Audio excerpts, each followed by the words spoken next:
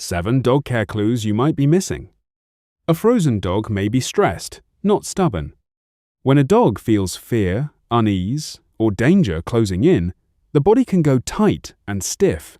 Adrenaline rises, muscles lock up, breathing gets faster, and the heart speeds up, so that statue dog moment is often a stress response. To lower the pressure in the moment, you can move your dog away. Longer term, help them get used to the trigger gently. Use only enough pressure to shift the skin. Make small circles and push upward through the skin, not deep muscle rubbing. You can also softly circle the base of the tail, where tension often limits tail movement. That belly-up pose may be asking you to stop. A real belly rub invite looks loose and goofy. If your dog rolls over but tucks the front paws, keeps the mouth closed, shows whale eye, or freezes, read it as a stop signal, not an invitation. Here's the move. Take your hand away, give space, and watch. If your dog stays still, looks away, or keeps that tight, closed-mouth posture with whale eye, stop the petting and let them choose what happens next.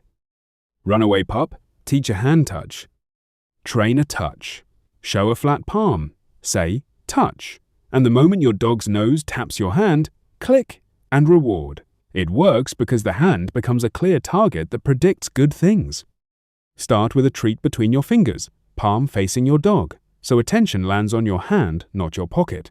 After a few reps, present the same empty hand. When the nose touches, click, then reward from your pocket. If the pocket steals focus, keep treats in a bowl nearby, but out of reach. Your clicker is useless until your puppy loves it. First, charge the clicker. Make the click mean food. Walk near your puppy without cues, click at random, then immediately give one tiny treat, ideally within 2 seconds, so the sound becomes a clear, happy marker. Start with about 20 small treats in your pocket or treat pouch. Keep the clicker handy, click once, feed once, and don't stack extra clicks. After a few minutes, or around 20 clicks, your puppy should turn toward you when it hears the sound. That's your sign the tool is ready for teaching real skills. No eye contact doesn't always mean ignoring you. The goal is simple. Teach your dog that looking at your eyes is a cue to pay attention.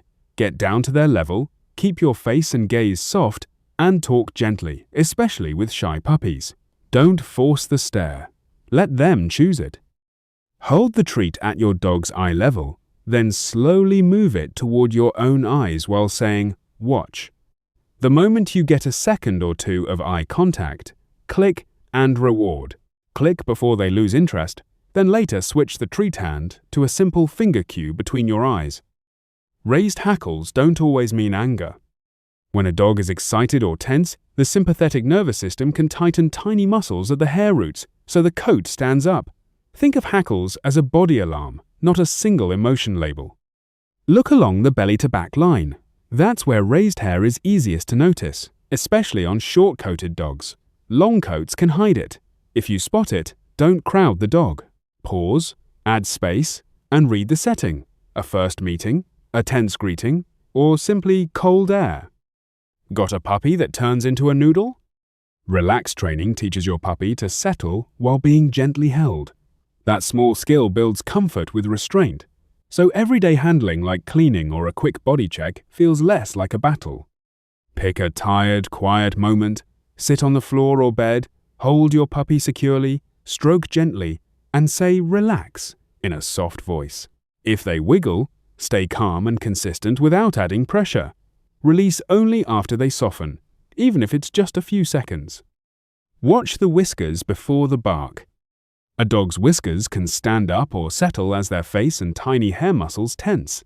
That shift may show up before the ears or facial expression, so it gives you an earlier read on rising pressure. Use it as a quiet warning light. If the whiskers start flicking up and down, pause the approach, add space, or redirect before the sudden bark. You are not reading one magic signal, you are catching a small body cue early enough to keep the moment calmer for everyone. Wraps aren't just cute. Hair wrapping protects long coats, not just the style. It helps the coat stay smooth and shiny, cuts down tangles from hair twisting together, and keeps dust and grime off the strands. Plus, it can keep forehead furnishings out of the eyes. Before you wrap, comb the coat through. Lay the wrap paper between the hair and the elastic. Cover the whole lock so no tips stick out. Then make matching, same-size bundles. Secure them snugly, but keep your hand pressure gentle so you don't tug skin or coat. Around the mouth, leave the lower jaw hair free. Your dog's shiver may not be about cold. When a dog trembles all over, think stress, not just temperature. Tension can make the body stiff, tighten the skin, and even turn easy movements clumsy.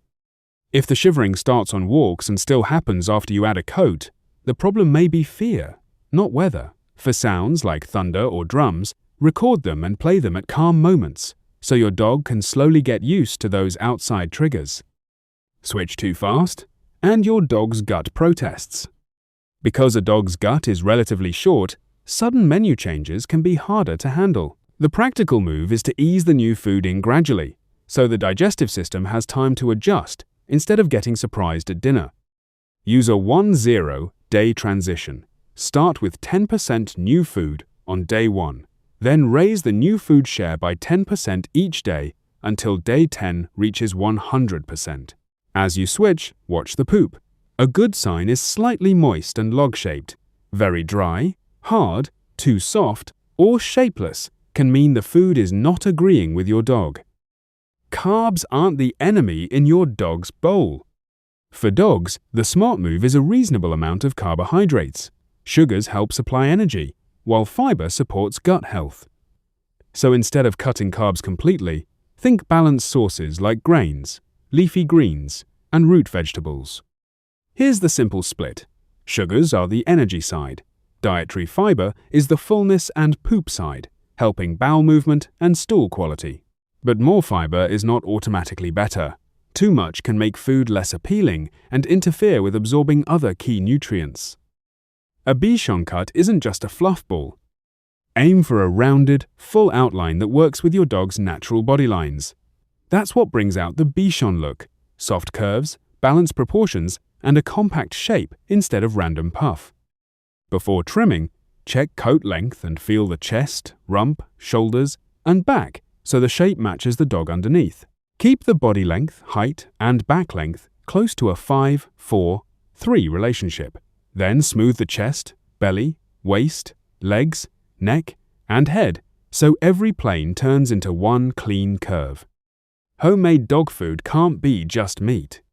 A better homemade bowl starts with easy-to-digest animal protein, but it should not stop there. Vary the ingredients, include appropriate fat, carbs, and fiber, and make room for the daily vitamins and minerals many home recipes forget. In practice, think in layers. Fresh meat, eggs, or dairy can anchor the protein.